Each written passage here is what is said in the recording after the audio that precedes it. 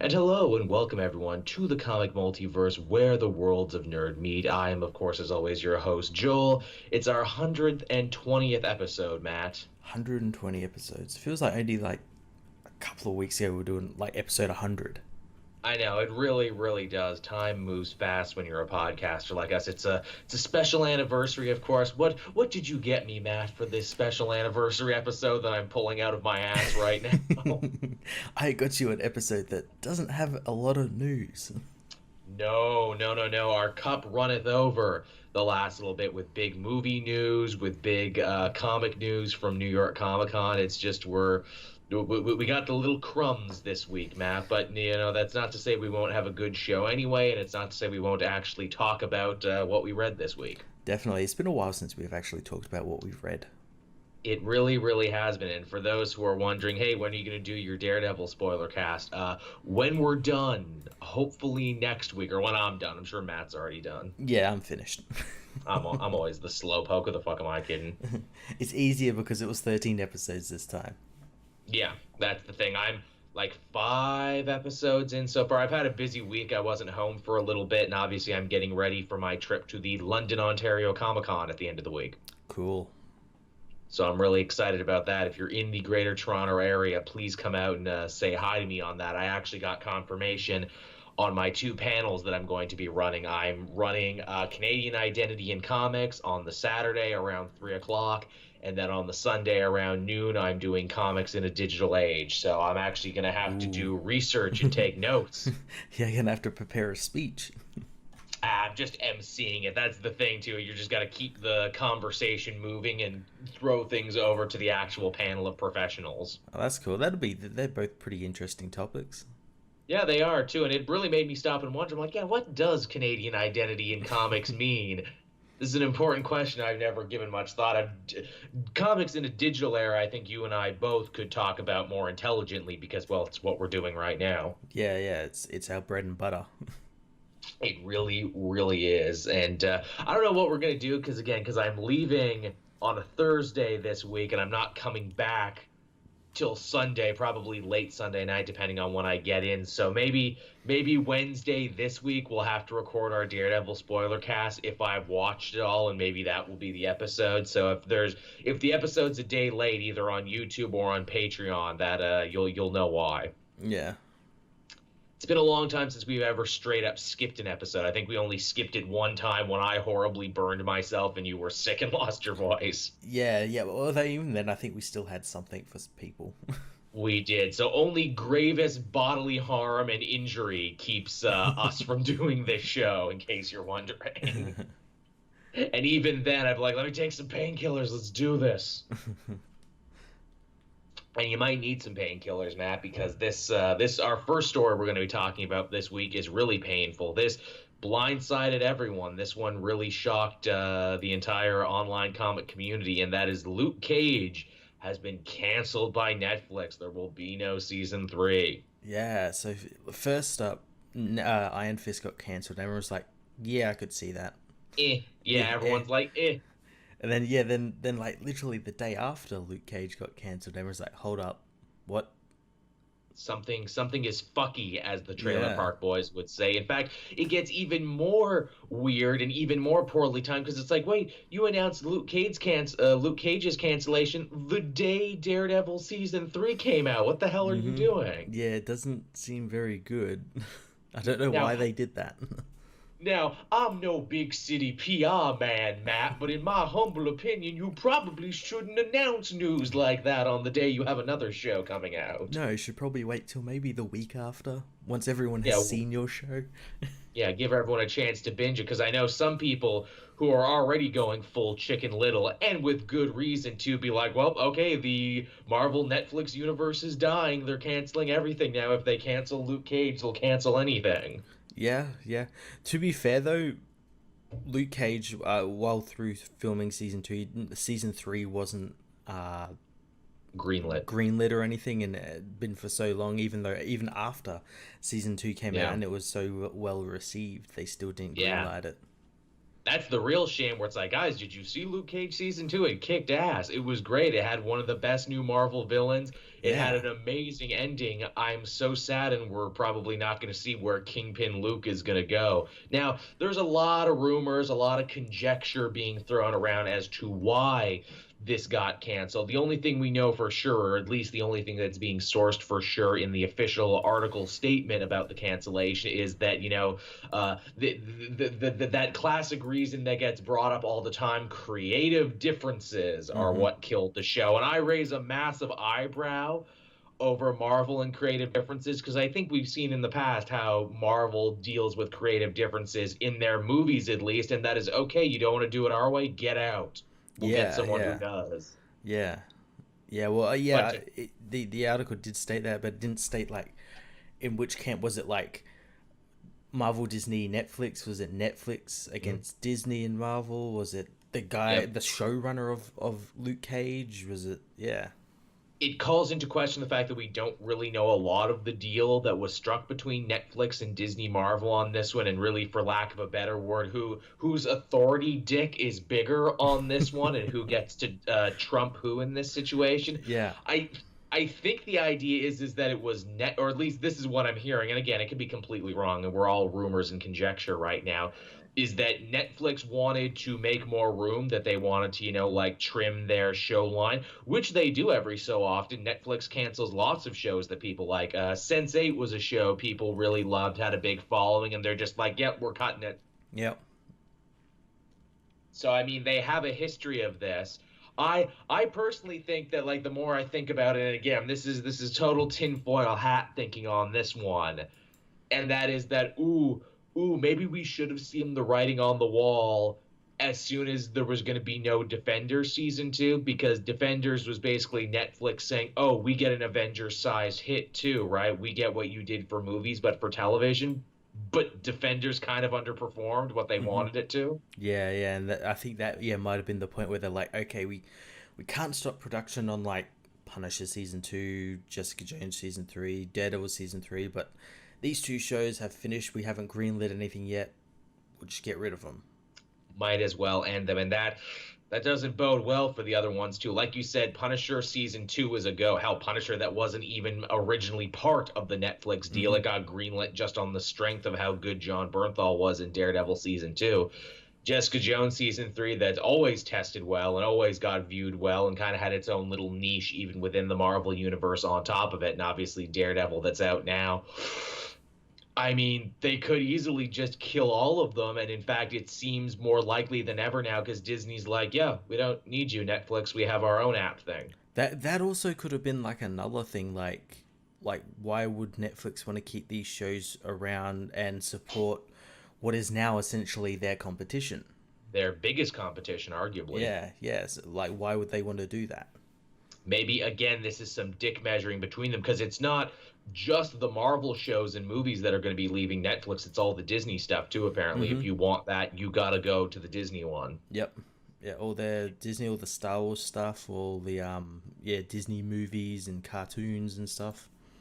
It's a lot of content, which leads a lot of people to say, well, maybe the Disney app will want to resurrect some of these shows and characters because obviously they own the IP, or maybe they own the IP, maybe it's a Mm-hmm. 50-50 split. I don't know what the hell it is. Obviously, if they were to do that, they would not come back in the form that we know them as, because Disney has been very straight up with the fact that they don't want to do R-rated stuff on their app, and anything that's a little bit more adult, they would send to Hulu, apparently. Yeah, it's so strange. It's just such a strange way. Of course, it's like business, how businesses run. We don't really know how it all runs, but it's just so strange. It is, and weird timing and just weird everything on the back that I hope Luke Cage can live on in some form because I really want to see a conclusion to Kingpin Luke Cage. I want to see, did Bushmaster ever come back and fight him? Whatever happened with that? Yeah, they left it on such a great like cliffhanger. Even I guess like Iron Fist ended on like a really cool cliffhanger where like the Mm. season 3 could have maybe like made the show interesting or a little bit more interesting. But yeah, definitely Luke Cage left on like one of the biggest things that you're like, oh, this like kind of shakes everything up. And Hmm. I originally thought like because of that position they left Luke in, we'd see him maybe in a role somehow in Daredevil, like a one-off Me too. episode. But yeah, it never happened. We see his lawyer. We see Ben Donovan a lot. Yeah. Which good on him, Big Ben from the Luke Cage comics, getting to be in all these different shows. I know some people have theorized, well, maybe if they cancel both, they can bring it back as like an actual Heroes for Hire show, an actual Iron Fist and Power Man show. To which again, Netflix is not developing anything new with Marvel right now, which is why you haven't heard anything new from them. And I don't think they're going to start developing anything new right now, which again, everyone who said, well, maybe Daughters of the Dragon will be a thing. And Jeff Loeb has even mentioned that's the biggest thing that people have asked him for. I don't see it happening. In fact, I think this is the beginning of the end. Not to doom and gloom it, but that's what it seems like. Yeah, they're cutting these shows, and I think they'll bank on probably something else. Probably something like The Witcher or something. They're like, oh, hopefully we'll have a hit here, and we can do so much with this. Yeah, it seems so weird because like you think Netflix would be happy about it because they're like, yeah, we greenlight anything and everything. We want lots of content. This is good content that we get yearly, sometimes multiple times yearly. Mm-hmm. As seen with the Marvel shows this year, we got Iron Fist and Daredevil. So close together. That's okay, Matt. I'm sure Stranger Things season 3 will be great. That's another thing. They're probably just banking on that being really successful. We don't need these costumed motherfuckers. We got kids on bikes in the 80s. They play Dungeons and Dragons and are so adorable. What do you got? That's what we got. But yeah, weird story. Very weird. I was not expecting this. I honestly expected like more fan blowback too. Like I assumed I would see a petition or something to try and save Luke Cage, but I think everyone else is kind of like, yeah, this might be the end. Yeah, which is a shame because it was a really great show, great second season. And yeah, I want to see it continue on in some form though. In some form. Now again, perhaps the silver lining to this is that it's like, okay, you lose your Netflix shows. But maybe now, if they haven't been lying out their asses all these years about why the Netflix characters and the movie characters couldn't meet was because of scheduling conflicts, well, hey, your scheduling conflicts just disappeared. Maybe Luke Cage and Iron Fist should show up in Avengers something now. No, we'll show up in like a Spider-Man sequel or something. That's what we need. We need Spider-Man to meet the Defenders is what we really need. And also, too, hey, Vincent D'Onofrio being very cute on Twitter, actually, when people say, man, you were so good in season 3, it makes me sad we'll never see you in a Spider-Man movie, to which D'Onofrio responded, who says? Exactly, who says? And you have to give him what he wants. You really do, because he's big and powerful, but he also has pathos. I would love it if Vincent D'Onofrio's like, they're going to put me in this movie one way or another, so he just hides in Tom Holland's closet in his trailer and then comes out and jumps him. Not on my block. I'm the Kingpin. Ultimate Spider-Man. Just starts flipping tables. Give the people what they want. And then they have to escort him off set. God, he's got such passion and intensity. You have to love him, even though he's evil. But yeah, that's that Luke Cage news, everyone. Sad news, sad day. Let's pour one out for old Carl Lucas. One for you, one for me. Yeah. May we meet again, good friend. Another story here, and again, I was kind of scraping for news this week. That was the big one. But hey, we saw a little teaser image for that new Watchmen show that's coming to HBO at some point in the future. Yeah, and it was a police officer in a balaclava, a yellow balaclava. Yep. Cool. Yeah. You know, that famous image from Watchmen of the policeman in the balaclava. That iconic image.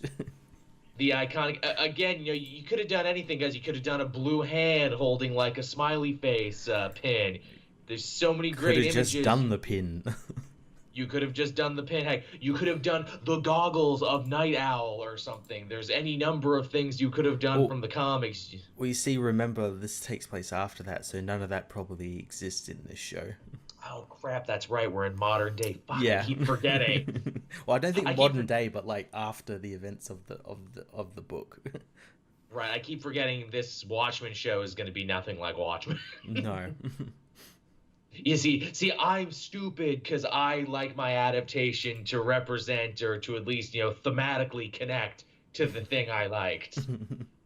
And so far, it doesn't seem to be doing that. No. I'm the stupid one. I'm sorry. Feel free to GIF and sound capture that one forever now. I'm the stupid one.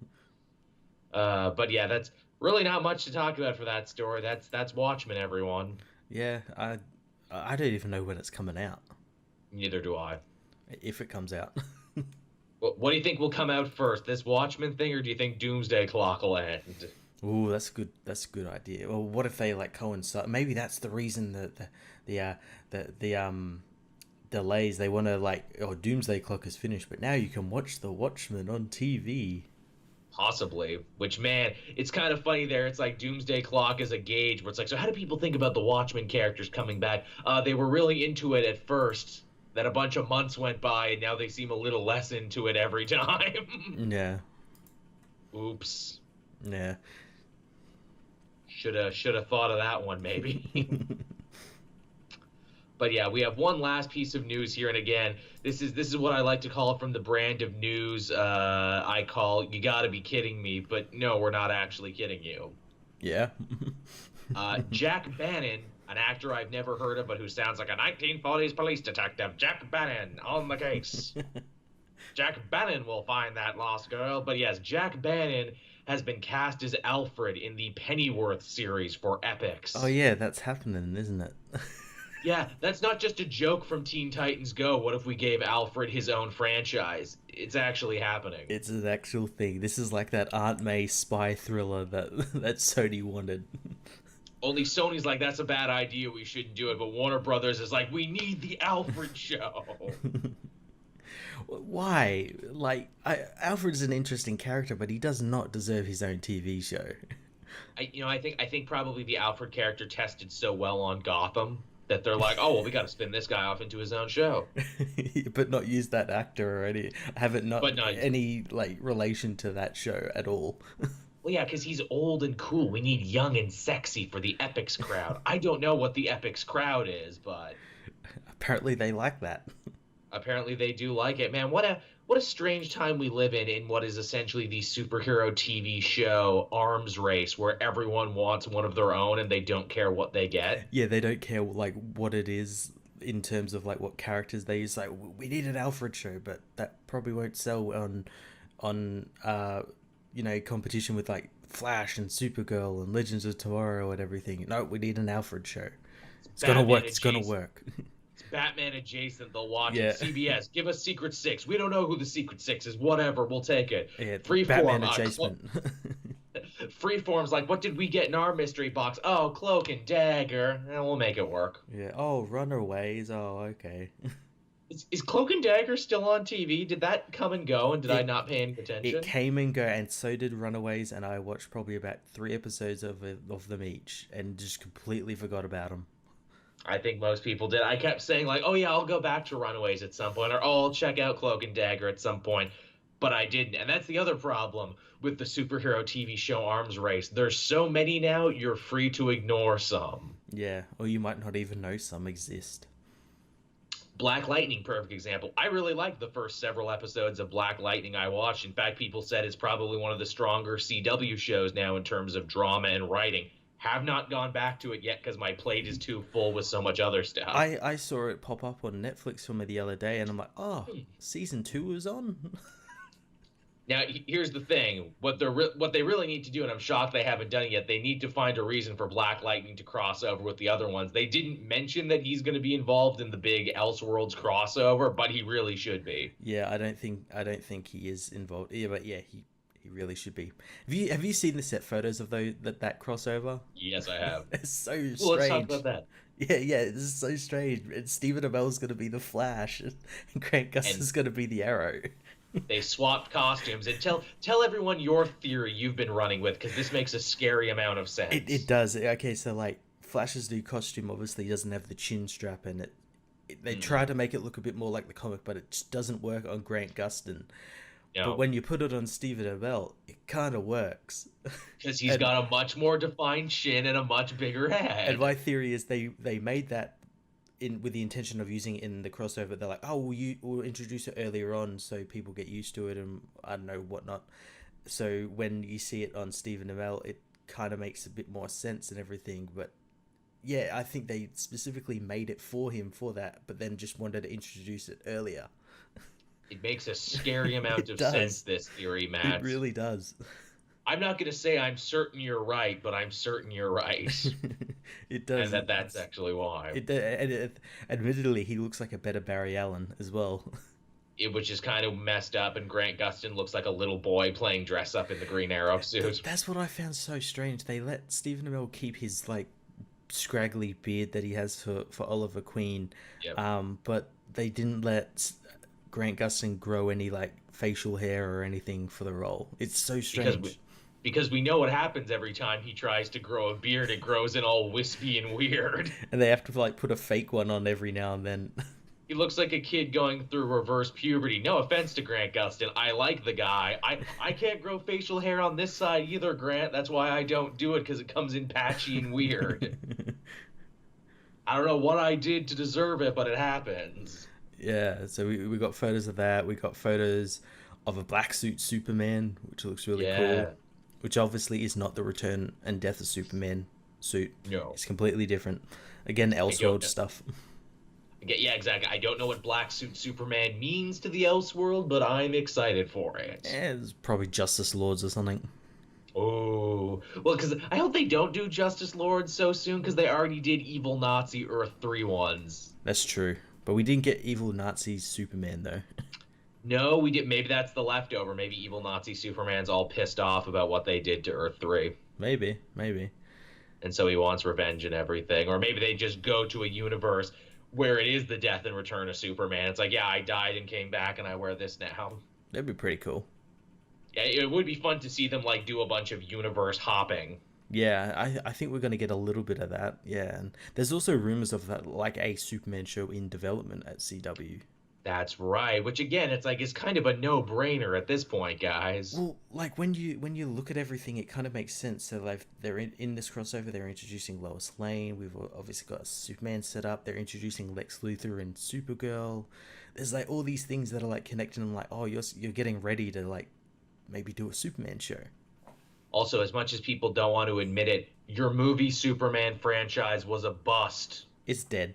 It's not happening. It's it's dead. It's dead in the water. People like the guy on TV. Maybe give people a Superman they like. Yeah, and maybe they'll watch it and like it, and it'll be popular. You never know. And then maybe one day you can get the stick out of your collective asses and just let the guys from the CW show be in the movies too. Yeah. Again, I don't even love everything about the CW universe, but screw it. They, over their last couple of years, they've managed to build a better, more complete, more interesting universe than the movies did. A With more like a more comic accurate universe as well. yeah, with like a fraction of the budget and filmed Yeah. entirely in Vancouver, you filmmakers should be ashamed. Yeah, they've been able to be a bit more creative because they've had to be creative with the budgets and whatnot. Yep. They sure have. And again, too, apparently the movies want to try and do something with Supergirl now, too, because she's been so popular on television. Yeah, and it won't translate well at all. No, that sounds a little backwards. But yeah, that's the news from this week, everyone. Not a ton happened, but I think we did a pretty good job stretching for time there, Matt. I think we did. I'm pretty proud of that. So I guess without further ado, we can talk about what we read this week. It was actually a decently sized week. It was big, but not too big. I think I might actually finish all my books for once. Yeah, I'm getting actually pretty close to like the end of what I read this past week, as well as my backlog, which I'm very happy about. I'm reaching the bottom of my backlog to Miss Marvel and Deathstroke. Two books I love, but two books I have to keep pushing down every new week. Yeah, I dropped off Deathstroke halfway through that Batman vs Deathstroke arc because it went nowhere. This is the new arc. This is finally them picking up where they left off with him in Arkham. Cool.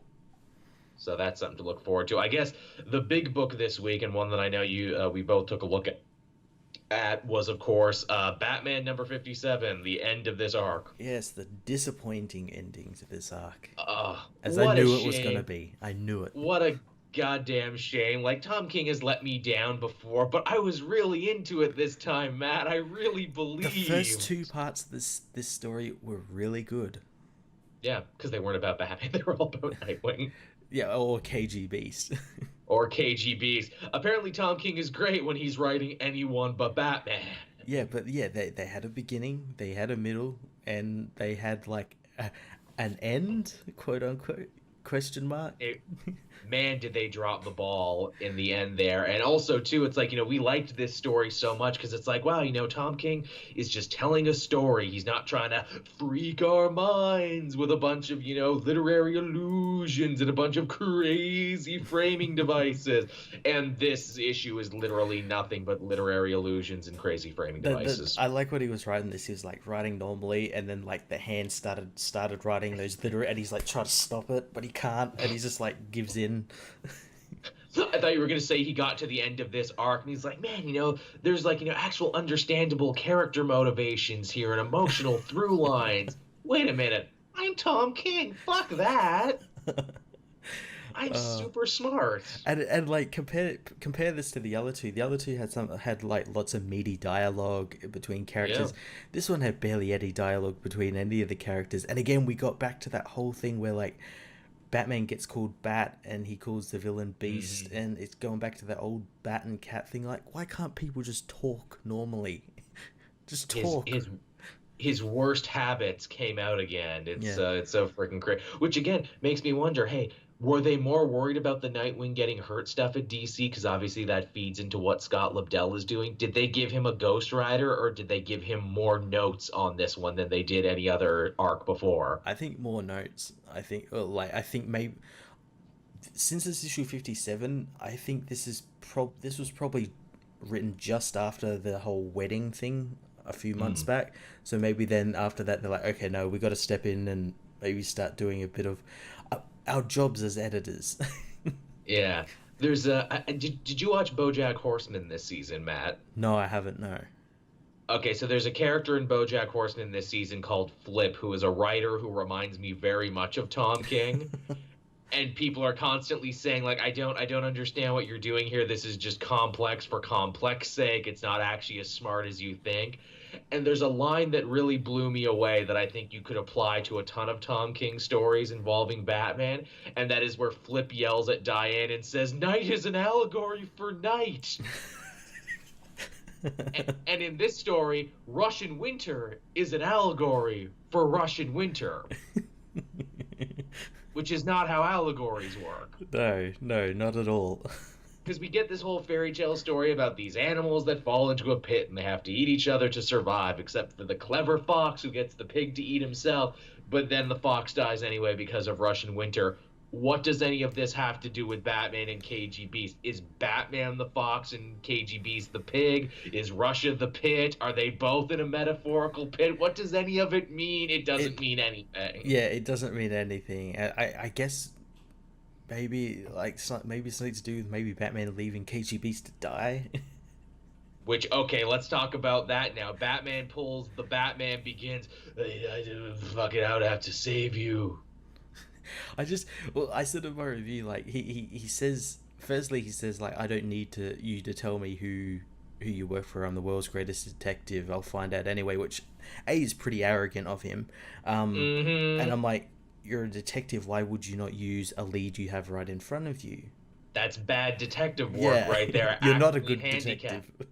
Actively handicapping yourself and everything in that situation. Also, too, again, I bring up the Batman Begins scenario where it's like, I'm not going to kill you, but I don't have to save you. Arguably, he was more justified in that situation because Ra's was fine and Ra's could have saved himself if he was quick enough. Mm-hmm. Here, KG Beast had his neck broken by Batman in a fight with Batman where Batman then refuses to save him. Yeah, that's murder. Yeah. Batman deliberately did that. That's maybe not murder 1. That's maybe like murder 2 or 3 if we want to get legal with it. Still murder, though. Yeah, and how when he inevitably comes back in 10 issues, are they going to explain that KGB's... Oh, who the fuck am I kidding? He's not going to explain how KGB's got out of that. No, he never explains anything. And then Also, like too. more writers, like someone else is going to use him in a book from between now and whenever he inevitably comes back, and they're never going to reference this. Oh, of course. As a lot of people in my comment section were quick to bring up, oh, didn't Batman try and kill KG Beast once before in his first appearance? Yes, he locked him Yeah, underground in a sewer and he came yeah, back. yeah. Walled him up in a sewer. Which is hilarious to me because I'm like, oh, that means Tom King actually did read a Batman story. He read it and then thought I can do better, and then he actually did worse. Yeah, I would have killed KG Beast as well. Yeah, I'll make it stick this time, make it real. What really got me is how many people in my comment section were making excuses for Batman. Where it's like, well, he's angry because his son was killed. I'm like, okay, one, he wasn't killed; he was fatally injured. Two, if Batman takes out his anger on every villain every time one of his sidekicks gets hurt, then there'll be no one left alive in the Gotham underworld because they're superheroes and they almost die every week. Yeah, and like, yeah, this Batman is just so goddamn angry. Like, yeah, Dick didn't even die, and he decided, oh, I'll go kill this villain. Also, did we not just have a story where Batman influenced an entire trial because he Yeah, didn't want people to make him judge, jury, and executioner, and how his word isn't law, and how people should check him, and yeah, how it was unfair that he beat up Mr. Freeze in a rage and everything, but it's okay for him to leave KG Beast to die in a rage? yeah, yeah. Again, Tom King. It's one thing that your Batman stories don't have continuity with the rest of the DC universe. Your stories don't even have continuity with your other stories. And it's not as though it was like, oh, that was 20 issues ago. A lot's happened since then. This was like 3 issues ago, if that. Give or take. 4. Give or take. Yeah. God damn it. But yeah, that was Batman, everyone. Loved it right up until the end. Yeah, this issue was a huge letdown. Yeah. It's like you were having a great cheesecake and then all of a sudden diarrhea. Again, I'm bad at allegories too. I'm not a writer. I don't do it The professionally. cheesecake is an allegory for diarrhea. It's true. Man, I wish we titled these episodes still because that would so be the title. What else did you have, Matt, to clean the taste of that out of the old mouth? I had Justice League Part 10, issue 10. Yes, the beginning of the drowned Earth. Yeah, and it was a really cool beginning as well. I really enjoyed Yeah, it. yeah, Snyder, he's definitely playing with the whole Atlantean mythology and he's really cracked it open and taken it to some interesting places. And what I dig about it is that he's not retreading stuff that other Aquaman writers have done, because at this point they've basically done everything about the history of Atlantis. So Hmm. I dig Snyder just being like, okay, but follow me on this one though. Atlantis is people who, evolved to live in a body of water. There's other bodies of water out in space, so obviously there must be other Atlantean type people out in space, right, with their own mythology and their own gods and their own heroes. What if space Atlantis came to Earth? Yeah, and not the first time they came before, and we get like a cool story about one of Atlantis's heroes, Aaron. I think it's pronounced Orion or Arion. Yeah, okay. It's a little too close to Aryan for me, and especially considering that Aquaman is such a blonde-haired, blue-eyed guy. I'm like, ooh, no, no, no, no, no. It's um, Arion. It's Greek.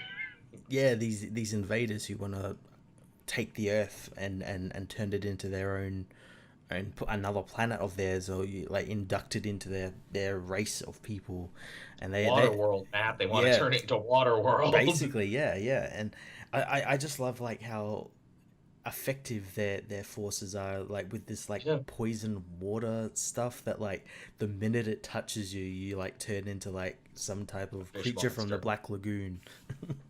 And even heroes are Yeah, susceptible to it too. Poor Firestorm got turned yeah. into it right away. Firestorm, a character who should theoretically not be harmed by it because he can change molecules and everything, is harmed by it. And also, he's technically two people, so when he got turned Hmm. into a fish monster, that's technically two people who got turned into a fish monster. I laugh too because in that scene, because it's like obviously we have so many members of the Justice League now. We have like the away team and the B team and everything, and it's like, oh look, it's Aquaman and Wonder Woman on a magical relic adventure, and oh look, they brought Firestorm too. He must be so happy to have been invited. They Oh brought the look, he's the trainee. yeah. And oh, he turned out to be the red shirt of that adventure, didn't he? uh, Poor Firestorm. Don't get no respect, even though he can literally create the Philosopher's Stone and turn matter into other matter. yeah, yeah, he's one of the most OP heroes ever. Yet he never is. Yeah, he's a jobber. Yeah, multiple versions of him, and he's never as powerful as he should be. But yeah, this was a really cool start to the beginning of this arc. We got introduced to the villains, the ocean deities in the Blood Reef. The Blood Reef. I love that name. That's so heavy metal. The Blood Reef. Yeah, yeah, I'm really interested to see where it goes, especially with like all the tie-ins it's getting, or the interesting tie-ins as well.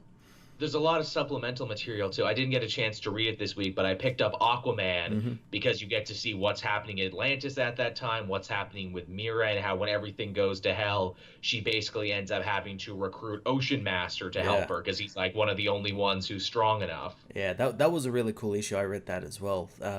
Yeah, it was just like seeing Atlantis just like taken blindsided by like this force that just like overwhelms them completely, because Atlantis has been risen from the ocean. It's above the ocean. I noticed that. And then like it just gets like taken over again by the water.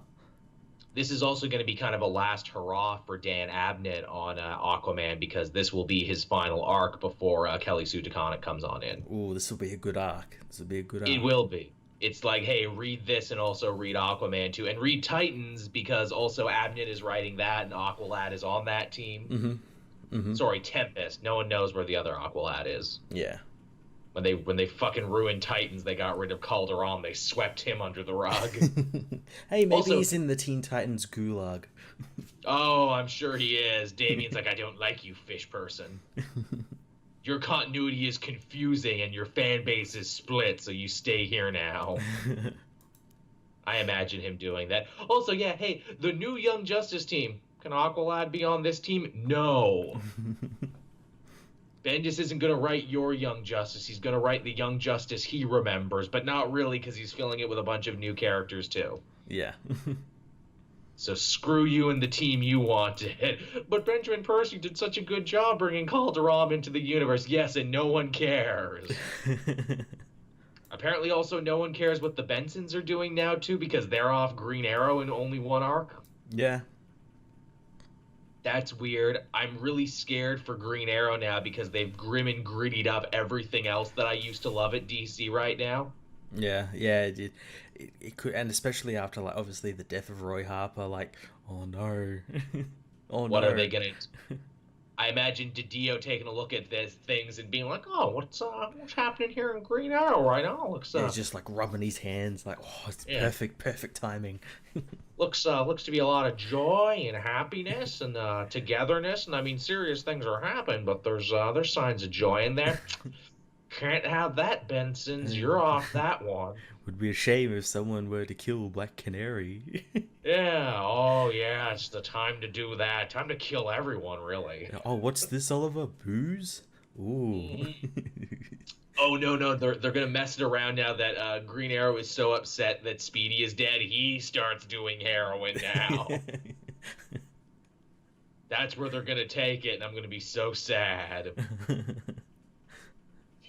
It really is hard to imagine. That's like, man, DC Rebirth era was so good. Yeah, because it was Jeff Johns pushing back against Dio and Lee and everyone else's bad ideas. You shall not pass. Even what's happening with Nightwing now reeks of Didioism. Didn't you post a panel there where it's like he's holding a gun, but that's not Dick Grayson anymore? That's someone else. Yeah, it's a guy called Rick. He was like a cop who thinks that he should be Nightwing, and he gets it completely wrong and just says, I'm gonna be Nightwing, but I'm also gonna fucking shoot people. Let me blow your mind, Matt. I know for a fact that's a Didioism. He's been pushing that. He's been pushing that literally since the New 52. When I interviewed James Tynion a long time ago, back when he was supposed to take over the book, and when I interviewed Kyle Higgins when he was just new at DC and when he just left, the plan was always to be, instead of what we actually got, which was Tim Seeley and Tom King turning him into a super spy, The plan was supposed to be that Dick Grayson was going to move to another city, become a cop like in Dark Knight Rises, and that's what it was supposed to be. That also screams of like, because obviously he's that in Titans at the moment as well. Like they Yeah. pick that, and yeah, it screams. This thing screams of like New 52, DCU, that like time era. Like it's edgy and it's different. They need to shake things up for some reason. Again, Nightwing was perfect. Nightwing had actually gotten back a lot of his respect and had actually gotten a great new status quo because of Tim Seeley. And then here comes the Dio, and it's like, you know who I always hated? Nightwing. Yeah.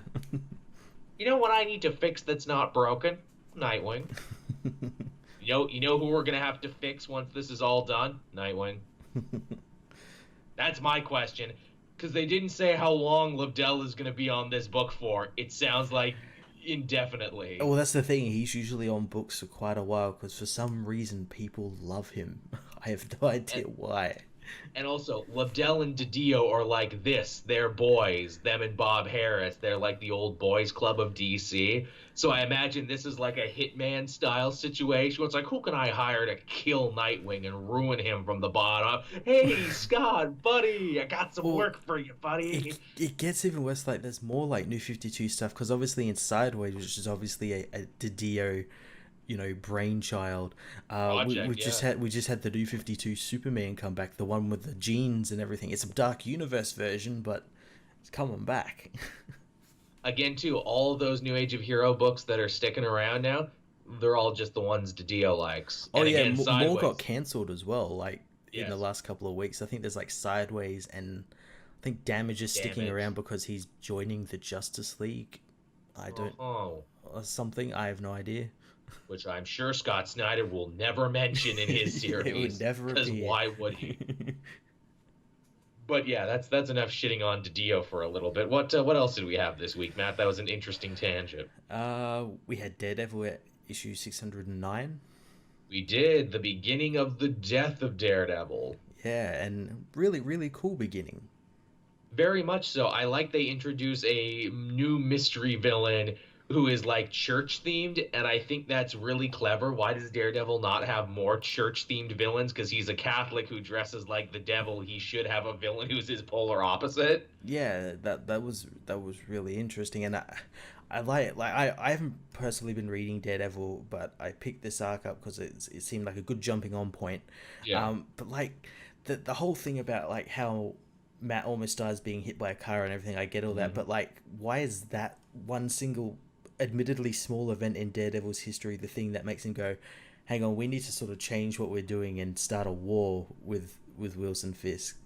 Well, because that's what the last arcs before this were dealing with. Okay. He had assembled that team of Reader, Frank McGee, and Cypher. I knew that. Yeah. It just seems like strange to me that like this one event was the thing that kind of made him go like, oh, we don't live long in this profession. We need to like do a war with it. I'm like, you've fought all these things. You've been possessed by demons and all this stuff. Why is this being hit by a courier truck the thing that like turns you this way?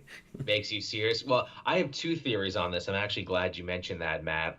One, I think it could be because Charles Soule is making an obvious parallel to how Daredevil got his powers in the first place, only where this truck didn't spray chemicals in his eyes, this one didn't kill him. I think he's finally realizing, oh, I've cheated death a lot before.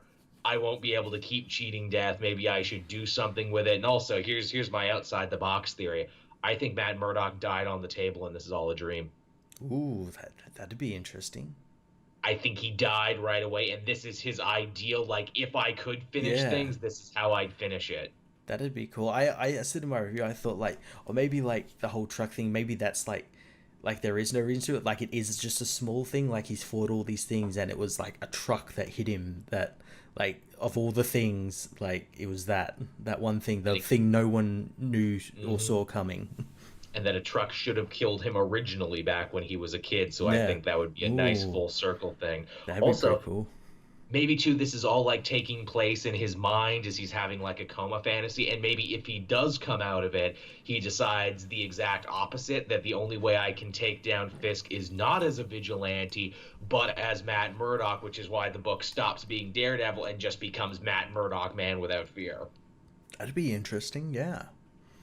I hope I'm not right. but I feel like I might be right because I've read enough Charles Soule's book now that I think I can actually kind of guess his moves. Yeah, that's true. Yeah, that'd be kind of cool. Then we also get the extra wrench in it that his brother Mike Murdock is running around now. Mm. He could become Daredevil. I think Mike Murdock is actually the dude in the church garb Oh, that's good idea. Yeah, could be. because he hooked up with the Hood and with Kingpin, and I could imagine the Hood like training him and giving a bunch of stuff, and now he wants revenge on Daredevil, and that's what he's gonna do. That'd be interesting. Plus, in that situation too, you could do the great moment of twinsies to be like, oh, they're genetically the same. Which one died? Did Matt die or did Mike die? Ooh, yeah. Again, I think Charles Soule, like, you don't bring back the identical twin brother if you weren't planning on doing something crazy like that. That's true. Yeah. That's going to be the end of the story. It wasn't Matt who died. It was Mike. But much like in the show, he has to let people think he died for some reason. Yeah. I like to Daredevil revealing his identity to his team that he's put together because, again, that's another thing Charles Soule is paying off in this run because in the beginning, he had used the Purple Children to make everyone forget that he was ever Daredevil, and now he's starting to trust people again with his secret identity. Yeah, and I do like Reader's reaction to that. It's like, are you really blind, or is that just all put on? You got your tricks, Reader. I got mine. That's fun. I like that Charles Soule teamed him up with another fun blind guy. Yeah. What else did I have this week? Ooh, I had Venom Annual #1, the first ever Venom Annual. Ooh, how was that? Ooh, actually. Not good? No, it wasn't. Here's the thing. I respect what Cates was trying to do. He was giving a love letter to old Venom from before he started writing and, actually making it good.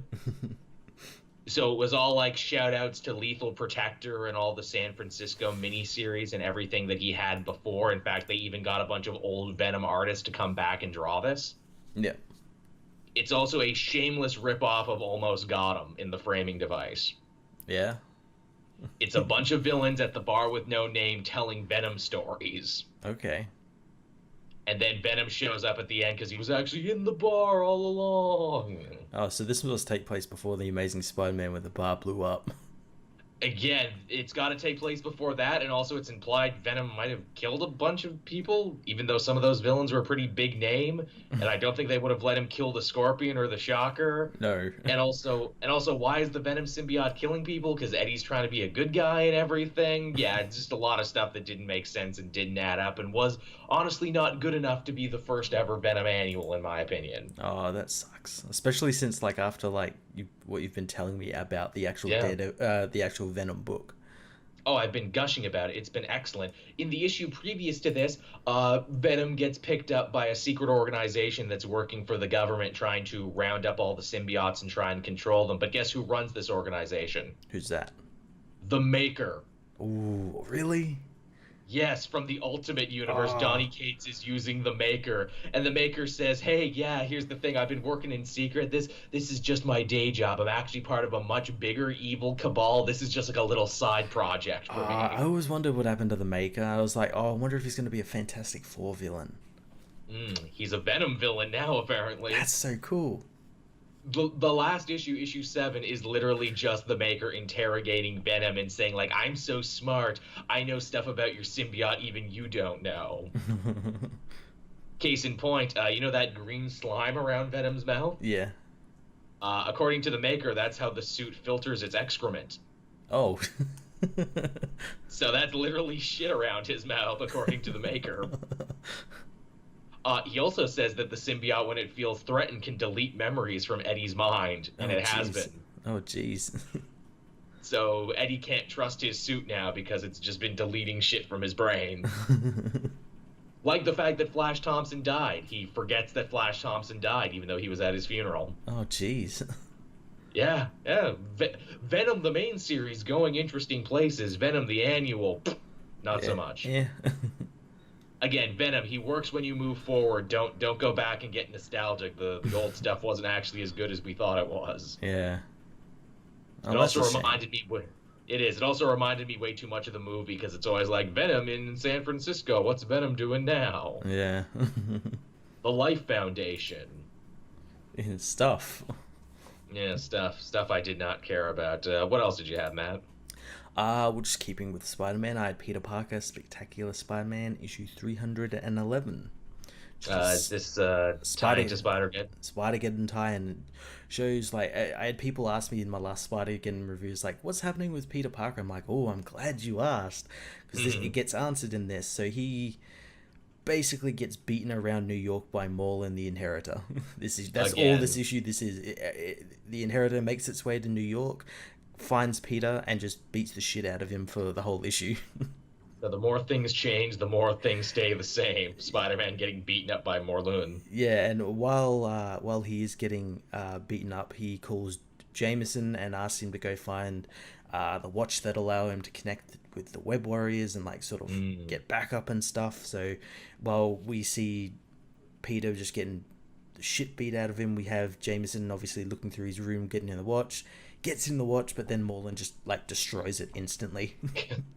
Yeah, sounds about right. I've been completely ignoring Spider-Gwen, but you sound like you enjoyed this. It's a really cool event. I'm really liking it. I had to keep reminding myself of this. I'm like, okay, yeah, I got to remember that Jameson knows who Peter is now.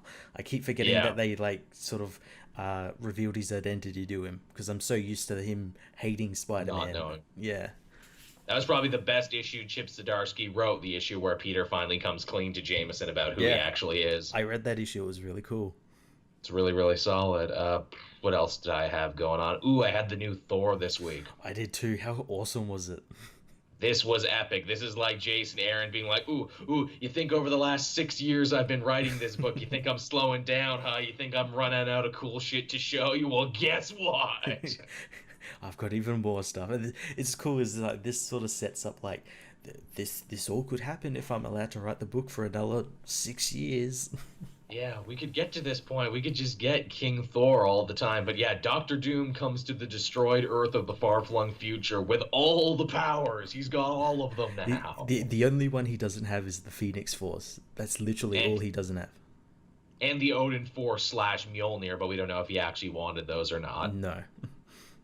The Odin Force is kind of vague and obscure as to what it is. I know Thor used the Thor Force once upon a time, and you can only pick up Mjolnir if you're worthy, but you figure all his other powers could trump that. Yeah. But yes, he wants that. He starts messing up King Thor's new Earth, where he's basically god of, and he's created like a new Adam and Eve and everything. So he has to join forces with Old Man Phoenix to fight overpowered Doctor Oh, Doom. it was so cool. It's just such a cool fight. Yeah, just over the top in every way. It's basically anime. It really is. It is. It's It's JoJo. JoJo's it's Bizarre Adventure. it's so fucking JoJo. You see, Doom's stand was too strong, so Old Man Phoenix and King Thor had to combine their stands to become King Phoenix the Thunderbird. And even then, him and Doctor Doom fight for like 1,000 years Yeah, underground. in a volcano. That's so cool. And then when Thor comes back, it's a major moment because it's like, oh God, return to us, everyone. It's the second coming of Thor. Yeah, that was so cool. And then just to really top it off, it's like, hey, what happened to Loki and the Necro Sword that Gore the God Butcher used again 6 real-world years ago in Jason Aaron's first Thor story? Oh, he's back now. Only now he's Loki the All Butcher or Loki Yeah, the Necro the God. end. The end.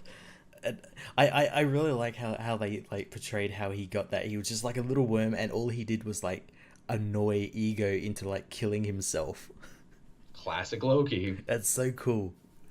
It's funny. I know some people were actually turned off by this story because they're like, "Well, why aren't we moving forward anymore?" And I'm like, "Ooh, you just picked up with Thor #1, didn't you? You don't know this King Thor story has literally been going on for Yeah. 6 years since back when Jason Aaron first started writing this, Yeah. and that we still go back to it every so often. Apparently, the next arc is actually going to focus on young Thor again. We're going back to him. That's cool. I like that how we get like a story with old King Thor, then we get like young, sort of brash, arrogant Thor, then we've got like the like what we had in like the first couple issues, which is like hero Thor, superhero Thor. He suits it really well because he's a hero who's been around for thousands of years, who probably won't die for millions of years, so you can tell a three-pronged story of him at different pieces in his life. Yeah, it's so cool. Also, too, I get the feeling for War of Realms, which is the mega event for Thor they're building up to. I'm gonna guess Thor is probably gonna travel through time again and get his young self and older self to come back and help out. Oh yeah, you know that's happening. Or because again, they seek to imply that King Thor died in the future. Maybe superhero him from the modern era has to go to the future to help out the Thunder Sisters, because obviously they've traveled back and forth and they've met younger Thor. Yeah, it's some really cool stuff happening. I'm so glad we're actually finally getting War in the Realms as well. And then it's its own event. Yeah, yeah, it's not just like a story arc. I feel like that's a special video you and I are going to have to make, Matt. The lead up to War of Realms. What did you miss so Oh far? god, big 2 hour long video It's only with 6 years charts of and content. pie graphs and Yeah, hey, it's only 6 years worth of content, everyone. I reviewed every issue, although like the first couple years are all missing because they were owned by Name Redacted and got deleted. But still, I've read every one and I've covered every one, and every year Jason Aaron's Thor has ended up on my best of the year list, and I don't think this year will be any different if he keeps no. turning in stories like this. Yeah, it's just so good how he's been consistent throughout the whole run. I don't think there's ever been a bad issue, or if there has been, No, it's been like bad because like it some little thing like maybe the art wasn't good, but even then the art is amazing. because it was in service to something else. I think the weakest story I remember, and I barely remember it, it was what is it? Something about the Roxxon soldiers needing a dragon's heart so they could become like super Oh yeah, Roxxon soldiers, yeah, and yeah, that got like brushed away. But again, I didn't care because the next arc was awesome. yeah, yeah, But yeah, so that was Thor. Everyone continues to be wicked. Catch the fever and catch on up before War of Realms. yeah, definitely. Which you know is going to be 3 books. It's going to be Thor, it's going to be Asgardians of the Galaxy, and it's going to be the Avengers because Jason Aaron writes at least two of those. Yeah, and whatever else like tie-ins and stuff. Whatever else touches it, which you know is going to be good. Mm. I have two more books. What do you have? I had Green Lanterns issue 57, which is the final Green Lanterns Mm. book. Did it go out in style at least? It went out in style. It went out in style with Cyborg Superman trying to destroy Coast City again. Ah, the dick. Yeah, so he comes there and he says he's going to finish what he started 26 years ago. Obviously, Hal Jordan had something to say about that. And Yeah, it's just like him stop fighting. trying to destroy my town. What's even better is they kind of made Cyborg Superman OP this time because they gave him the Phantom Ring. Oh. But he didn't know how to use it, as Hal said. Like he's never trained with it, so his advantage is actually his disadvantage. Not the 'Cause- first time he's become a lantern either. No, no. So yeah, he ends up fighting Hal and like a bunch of lanterns. One of which is the Daxamite Sodom Yat, who finally came back and actually fought him, which was really cool because it was like Superman fighting Superman. Fitting too for Dan Jurgens to tell this Yeah. story too, because he invented Cyborg Superman and told the story where he like destroyed Holocaust City. Yeah, but he doesn't actually end up destroying it because he managed to escape with the Phantom Ring, so we don't know where he's gone.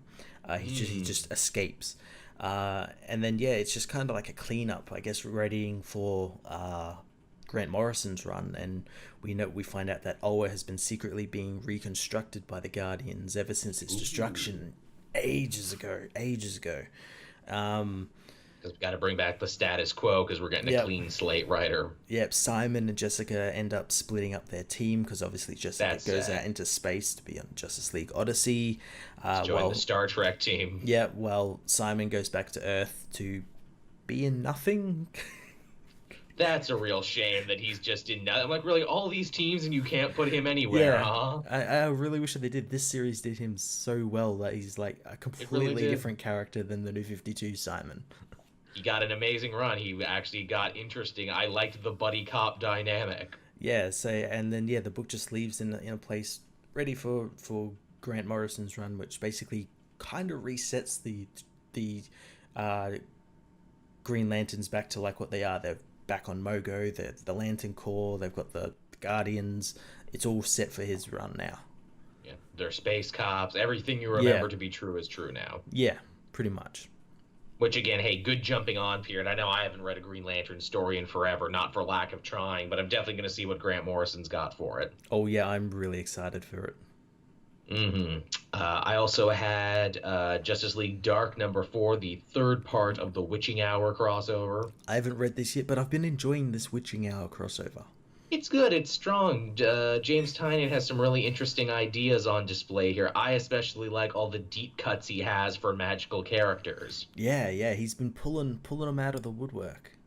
We see Witchfire and Manitou Dawn and Black Orchard and so many other characters. It's like, hey, remember these? Yeah, these people exist. You don't remember them because these haven't existed for like 20 years. We get a whole fight scene in Nanda Parbat, and I'm like, hell yeah, Nanda Parbat. I love that place. Yeah. It's been such a great series, and I like as well. Doctor Fate is like a villain. Yes, that's a really nice touch too. We haven't seen him in a bit, but yeah, No, he's a villain now, yeah, which makes him way more interesting in my opinion. it does, doesn't it? Where it's like, man, he's so powerful, but imagine if you turn that power in the other direction. Yeah, it's like, oh god, no, don't do that, no. Now, settle a question here for me, Matt. I actually wrote the writer on this one, and he didn't get back to me. I keep catching hell for how I pronounce the witch goddess's name. How do you pronounce it? Hecate. Hecate. See, I say Hecate, I say Hecate, I say so many other things. Hecate is another one I've heard. Or if you want to get really Greek with it, Ekade, you drop the H. I've heard it actually pronounced by people Hecate. Hecate, you And see. that's Hecate, how they sound it in like the first issue. They actually have it in its like in its syllables. phonetic. Hecate.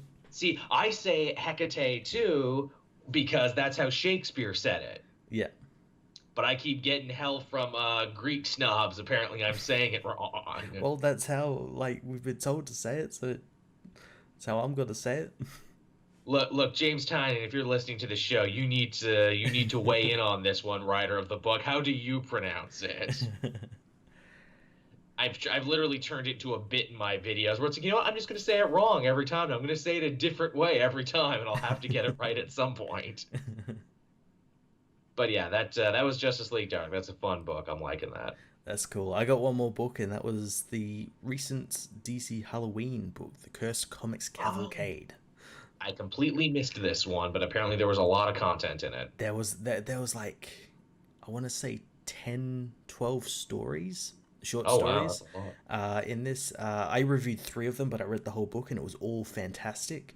I read the That's Batman, Superman, and Wonder Woman ones, and they were all fantastic. The Superman one is Superman's being like put under like sleep paralysis by Zardu, the first prisoner of the Phantom Zone, and sort cool. of like plagued by him, and he's got to stop him.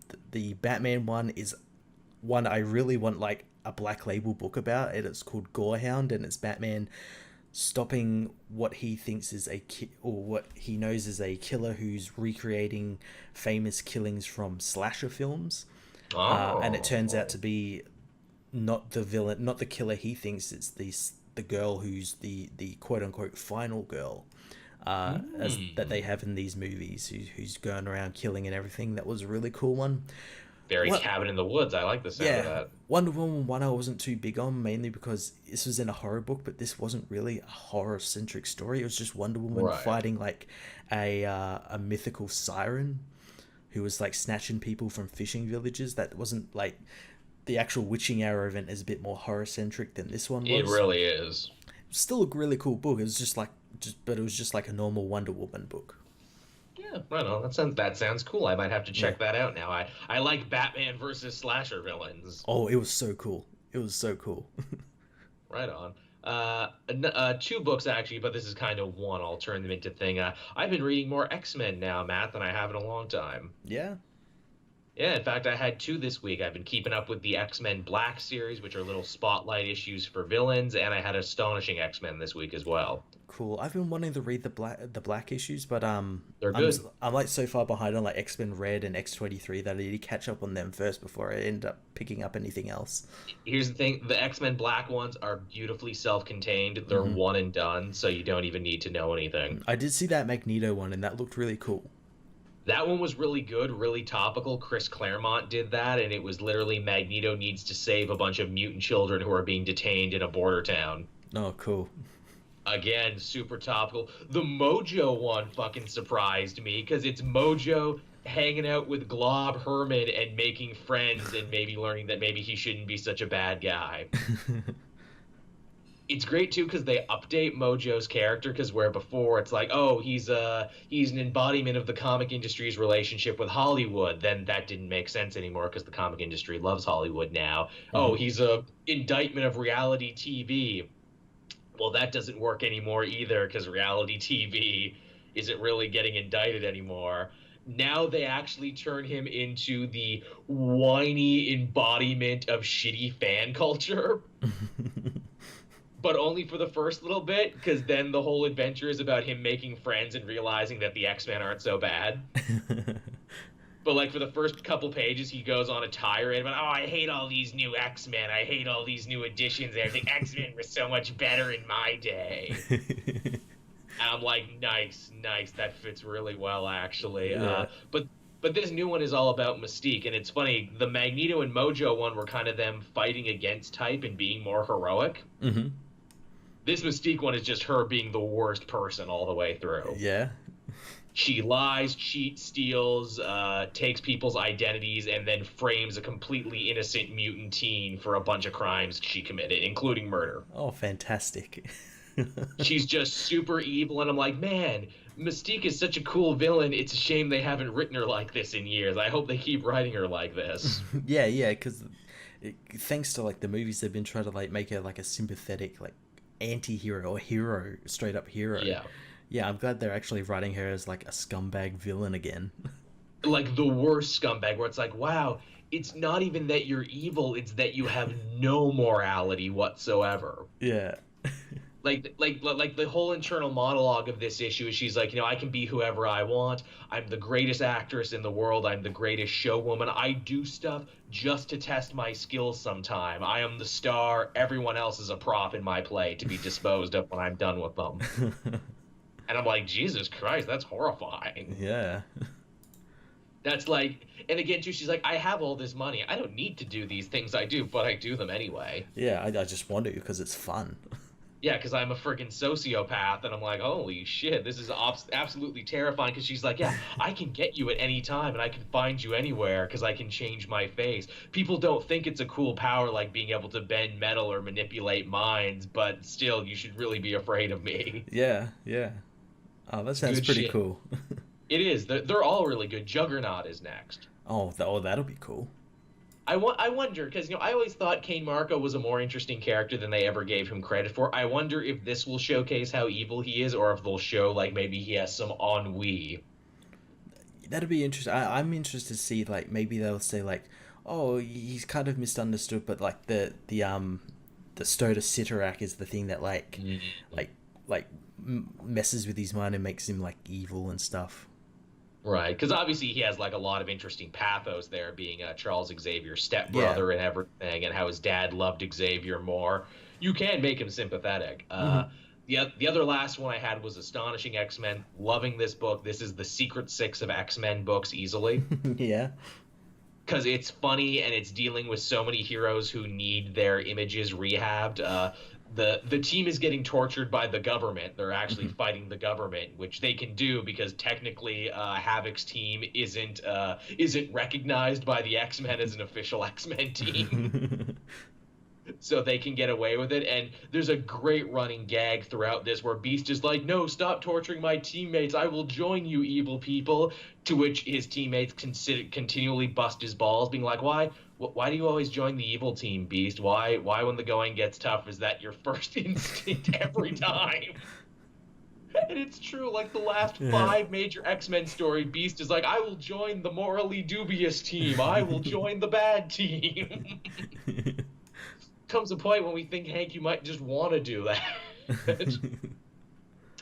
Also, they get the Reavers involved. The Reavers actually get their image rehabbed a lot, too, because the Reavers were getting tortured by this same military outfit, but they steal a virus that lets them interface with any form of technology, including Sentinels. So at the end, they hijack a bunch of Sentinels and start rampaging in them. Oh, that's always fun.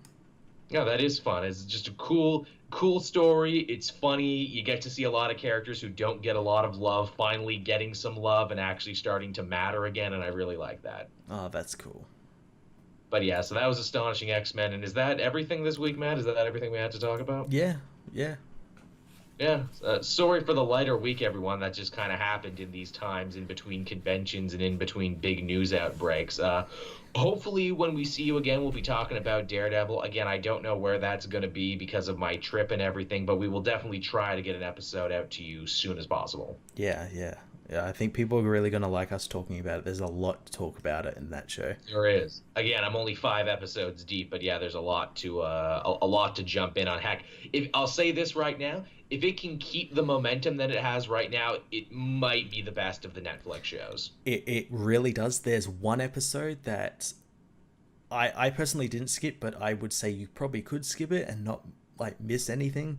But yeah, it's got one of those filler episodes, but yeah, every other episode is just perfect, including the ending. The ending is perfect.